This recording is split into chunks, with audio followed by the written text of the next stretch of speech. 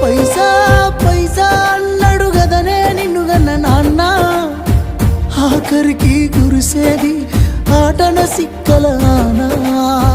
పరుగు పరుగు అంటూ తీస్తిరి గదనే పరుగు, పానం పోయినంక మోగేదే డప్పుల దరువు. ఉండదనికే హాని పిల్ల పాపాలతోని, హాయిగా బతుకేను వందేళ్ళు. నువ్వు పూలు అల్లుకొని పోతున్నవే అత్తగారింటికి, నే పువ్వులు జల్లుకొని పోతున్ననే కాలే తాటికి.